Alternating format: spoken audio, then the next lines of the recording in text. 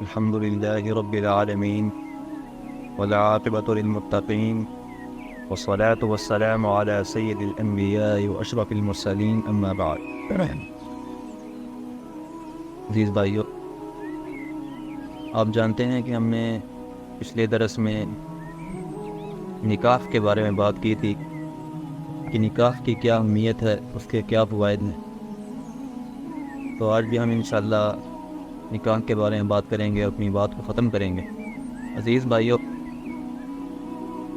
نکاح آپ صلی اللہ علیہ وسلم کی سنت ہے، اور یہ بہت اہم کام ہے، بہت ضروری کام ہے۔ آپ صلی اللہ علیہ وسلم نے بھی نکاح کیا، اور آپ صلی اللہ علیہ وسلم کے صحابہ نے بھی نکاح کیا، اور انہوں نے اپنی اپنی امت کو بھی تمام لوگوں کو نکاح کرنے کا حکم دیا۔ عزیز بھائیو، نکاح سے انسان بہت سے فتنوں سے بچ جاتا ہے، بہت سی آزمائشوں سے بچ جاتا ہے، بہت سے شر سے بچ جاتا ہے۔ یعنی اگر انسان نکاح کرے گا تو جب اس کی اپنی بیوی اس کے گھر میں ہوگی تو وہ کسی غیر محرم کی طرف آنکھ اٹھا کر نہیں دیکھے گا، کسی راہ چلتی لڑکی کی طرف آنکھ اٹھا کر نہیں دیکھے گا۔ لیکن اگر انسان نکاح نہیں کرتا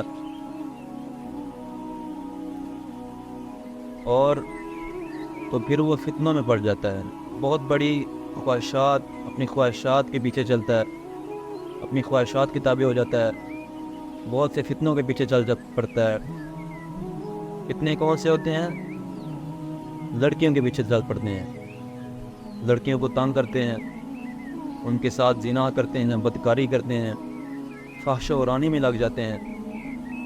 جس طرح آج کل ہماری یونیورسٹیوں میں کا ماحول ہے، ہمارے اداروں کا ماحول ہے، یعنی کو ایجوکیشن، یعنی جو لڑکیاں اور لڑکے اکٹھے تعلیم حاصل کر رہے ہیں، اکٹھے ایجوکیشن حاصل کر رہے ہیں،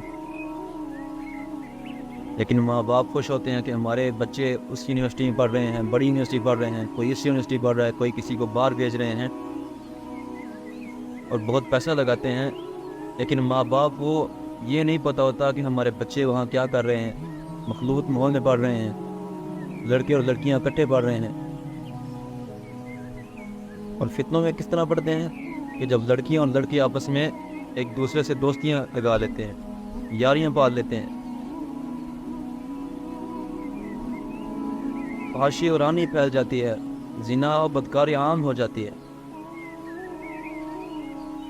لیکن جب کوئی لڑکا کسی لڑکی کو دھوکہ دے دیتا ہے تو لڑکی گھر آ کر بیٹھ جاتی ہے، اپنی دکھ درد کی کہانیاں سنانے لگ جاتی ہے کہ میرے ساتھ ایسا ہو گیا، یہ ہو گیا۔ اللہ کے بندو، اللہ تعالیٰ نے قرآن میں کتنی بار فرمایا ہے، آپ صلی اللہ علیہ وسلم نے فرمایا کہ غیر محرم کی طرف آنکھ اٹھا کر نہیں دیکھنا۔ لڑکیاں اپنی رونے کی دھونے کی قصے کہانیاں سنانے شروع کر دیتے ہیں۔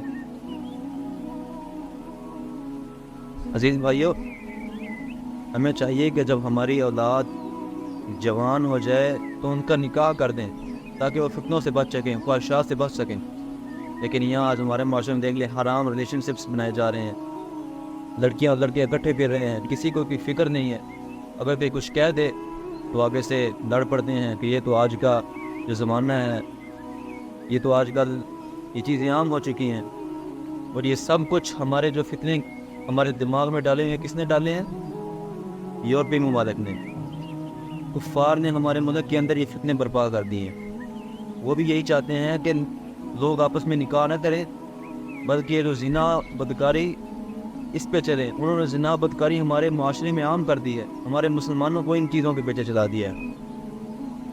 ہماری بچیاں اما عائشہ رضی اللہ تعالیٰ عنہ کے پیچھے چلنے کے بجائے ان کفار کی بچیوں کے پیچھے چل رہی ہیں، اس طرح کا لباس اپنا دیا ہے۔ عزیز بھائیو، ہمیں خواب غفلت سے جاگنا چاہیے، اور آپ صلی اللہ علیہ وسلم نے نکاح کے بارے میں اتنی توعید فرمائی ہے۔ حدیث میں فرمایا کہ النکاح سنتی فمن رغب عن سنتی فلیس منی، کہ نکاح میری سنت ہے اور جس نے میری سنت سے بے رغبتی اختیار کی وہ ہم میں سے نہیں ہے۔ اور عزیز بھائیو، آپ صلی اللہ علیہ وسلم نے ایک اور جگہ حدیث فرمایا کہ جب انسان سے حیا ختم ہو جاتی ہے نا تو اسے چاہے جو مرضی کرے، جو مرضی کرتا رہے، اس کے گناہ لکھے جائیں گے، اس کا آخرت میں اللہ تعالیٰ حساب لیں گے۔ اس لیے میرے بھائیوں میں کوشش کرنی چاہیے کہ انسان کی سب سے بڑی چیز ہے وہ عزت ہے. جب انسان کی عزت لٹ جائے، عزت تباہ و برباد ہو جائے، تو انسان کے جینے کو بھی فائدہ نہیں ہے.